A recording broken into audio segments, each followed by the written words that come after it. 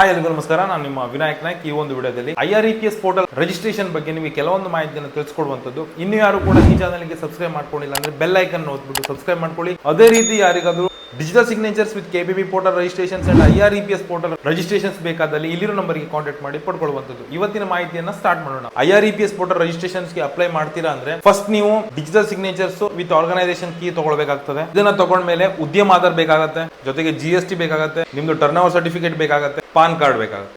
ಇದಿಷ್ಟು documents with digital signatures ಬೇಕಾಗುತ್ತೆ. ಆಮೇಲೆ 2 ಫಾರ್ಮ್ ಇರುತ್ತೆ, identification form and authorization form ಇರುತ್ತೆ. ಅದನ್ನ ಫಿಲ್ಅಪ್ ಮಾಡಿ ಅದು ಸೀಲ್ ಕೂಡ ಬೇಕಾಗುತ್ತೆ. ಸೀಲ್ ನಿಮ್ದು GST ಅಲ್ಲಿ ಇರುವಂತ ಟ್ರೇಡ್ ನೇಮ್ ಹೆಸರಲ್ಲಿ ಸೀಲ್ ಇರಬೇಕಾಗ್ತದೆ. ಇದಿಷ್ಟನ್ನ ರೆಡಿ ಮಾಡ್ಕೊಂಡು ನೀವು IREPS ಪೋರ್ಟಲ್ ರಿಜಿಸ್ಟ್ರೇಷನ್ಸ್ ಅನ್ನ ಮಾಡ್ಕೊಳ್ಬಹುದು. IREPS ಪೋರ್ಟಲ್ ರಿಜಿಸ್ಟ್ರೇಷನ್ ಮಾಡುವಾಗ ನೀವು ಮೇನ್ ಆಗಿ ಇಂಪಾರ್ಟೆಂಟ್ ಇರ್ಬೇಕಂತ ಏನಂತ ಹೇಳಿದ್ರೆ ನಿಮ್ದು ಪಾನ್ ಕಾರ್ಡ್ ನೇಮ್ ಆಮೇಲೆ GST ಅಲ್ಲಿ ಇರುವಂತ ಲೀಗಲ್ ನೇಮ್ ಎರಡೂ ಕೂಡ ಸೇಮ್ ಇರಬೇಕು. ಯಾಕಂತ ಹೇಳಿದ್ರೆ ನಮ್ಗೆ 3 ಕೇಸಸ್ ಬಂದು ಎಷ್ಟು ಡಿಲೇ ಆಯ್ತು ಅಂದ್ರೆ ರಿಜಿಸ್ಟ್ರೇಷನ್ಸ್ ಸೇಮ್ ಇಶ್ಯೂಸ್. ಏನಂತ ಹೇಳಿದ್ರೆ ಅವ್ರದ್ದು ಪಾನ್ ಕಾರ್ಡ್ ಮೇಲೆ BN ದಕ್ಷಿಣ ಮೂರ್ತಿ ಅಂತ ಇದೆ, ಆಮೇಲೆ ಅವ್ರದ್ದು GST ಅಲ್ಲಿ ಲೀಗಲ್ ನೇಮ್ ಬಂದ್ಬಿಟ್ಟು ದಕ್ಷಿಣ ಮೂರ್ತಿ ಬೆಂಗಳೂರು ನಂಜಪ್ಪ ಅಂತ ಇದೆ.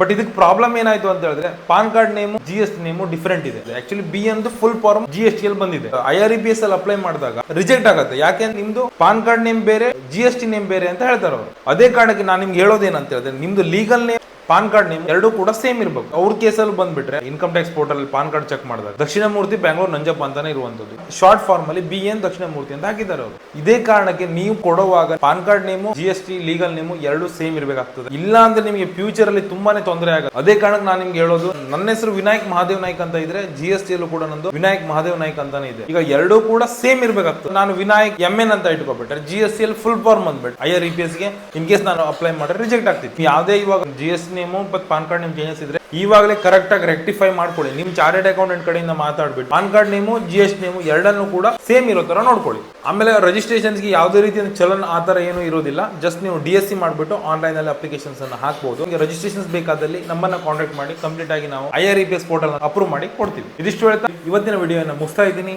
Thank you.